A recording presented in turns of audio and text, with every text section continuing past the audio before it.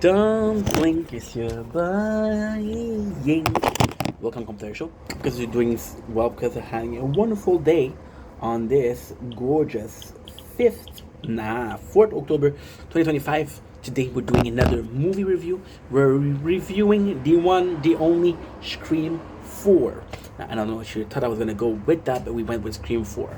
Scream 4, gotta say, possibly out of the four, the weakest. I gotta be honest, I didn't really enjoy the movie.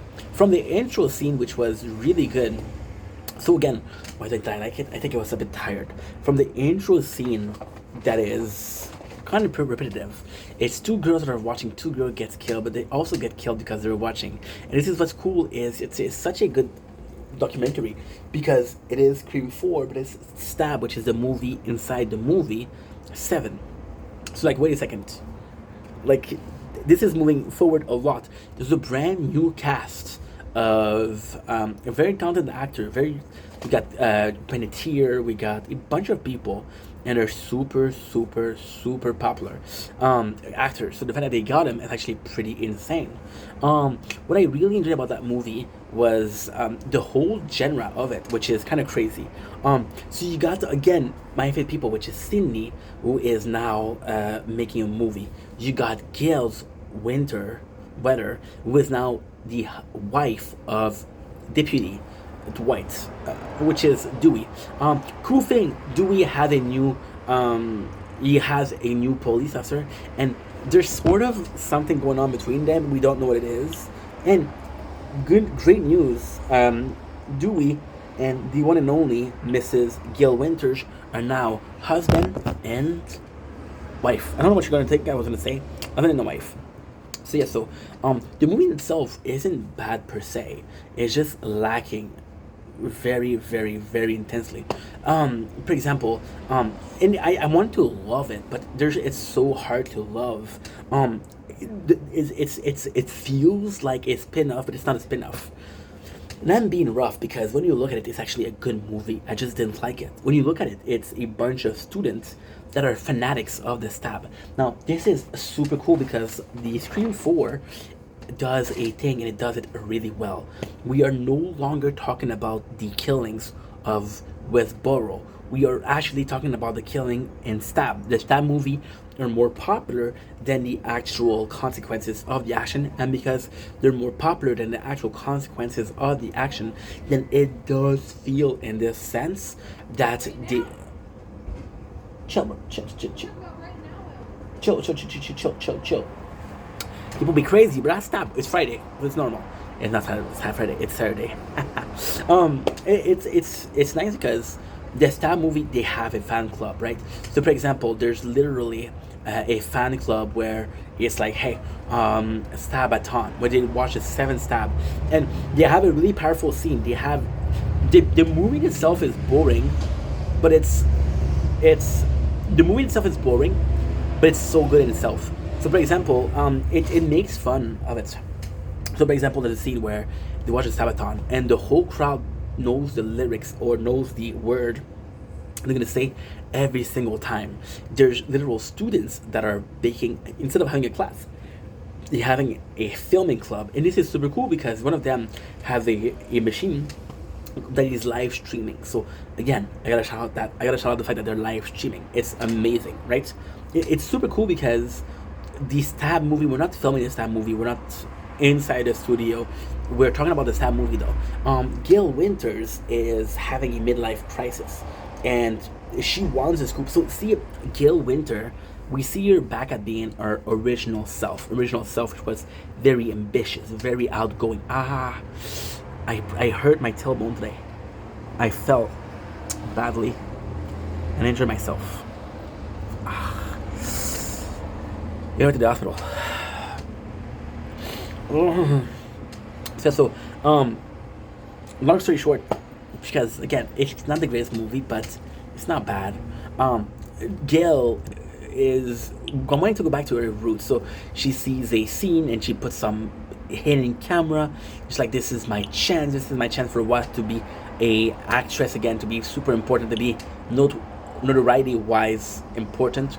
But then her life is settled. She has the husband, which is dewy. She lives a good life. She's making a killing. There's even a really cool thing because this is insane. It's this the stab that became so big. Now this is super cool because you install this the stab movie. In the second one, install the stab movie. In the third one, and they're getting popularities. There's even the actress Alison Brie, which is the person that is kind of the manager of Gail Weathers, and she tells her like, "Hey, dude, it's a good PR stunts." There's a book signing, and there's somebody that get killed by Ghostface, and literally speaking, they say, "Hey, this is an amazing publicity stunt," but somebody was killed for reals. Now, what is insane is the fourth movie established a couple of things. We do not give a fuck about the Ghostface anymore. We give a fuck about the image of the Ghostface. So technically speaking, since the Stab movie are now bigger than the event of Wellsboro, the Stab movie, which are a movie, everybody thinks it's a movie, which is kind of cool because we saw it in the second one when we had a theater full of people wearing masks and having knife. It was really nice. So yeah, so we have the same thing, which is classic. Like, what's your horror movie? The movie makes fun of itself a lot, which is a good thing because, again, it's the fourth one, but it's a bad thing because you're not supposed to take. I didn't take the fourth seriously.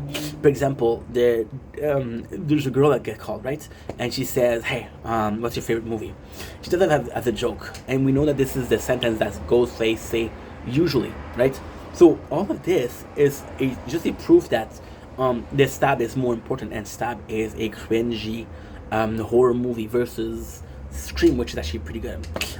We got Sydney, who takes a lot of ace. She's not a mom, but it's like, okay, well, she's taking care of a girl, which is I don't remember who she is, but she's taking care of a girl, so she's in a motherly role.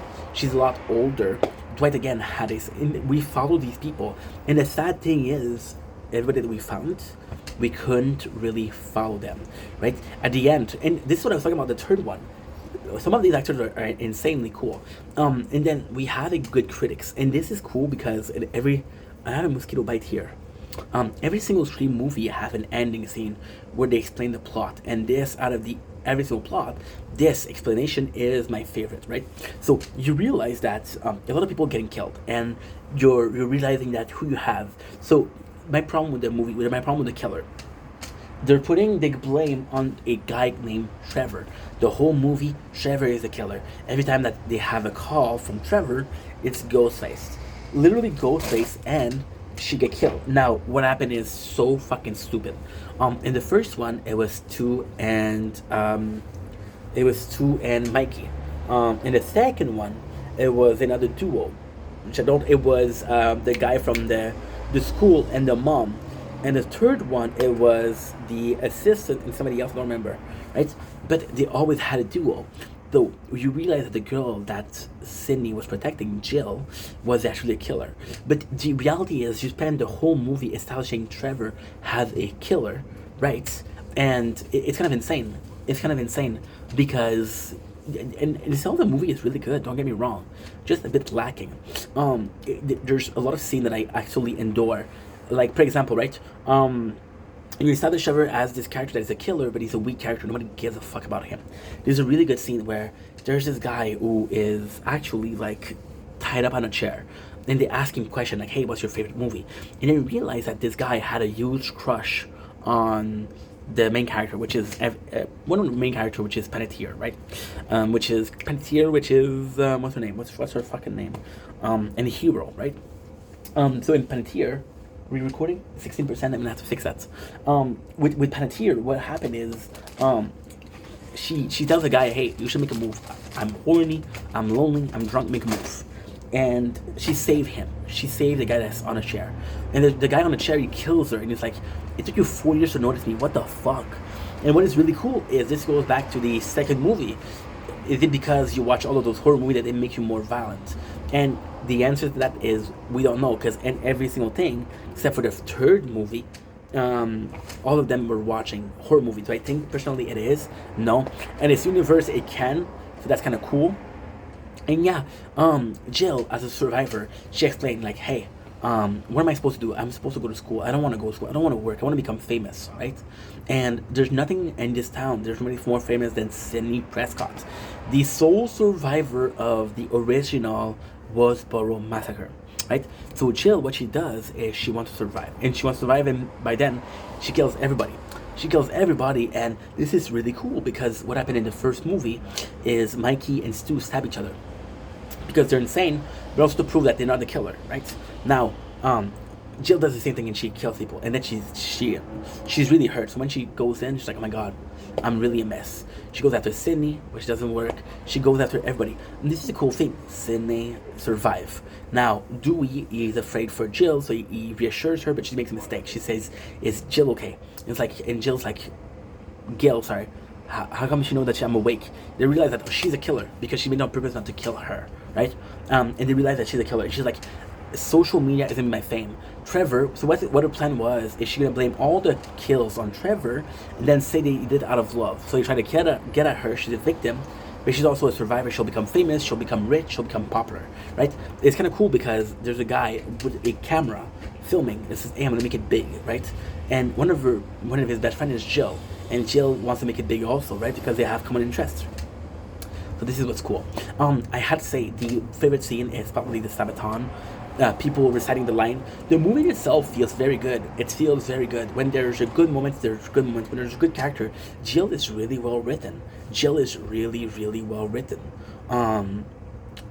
She doesn't do much in the movie, but when she does something, she actually pulls it off. Panettiere actually acted really well. It's good. It's not great. It's not, but it's good. You see young actress. You see like Kristen Bell, and it's super fucking cool. It's super fucking cool. But yeah.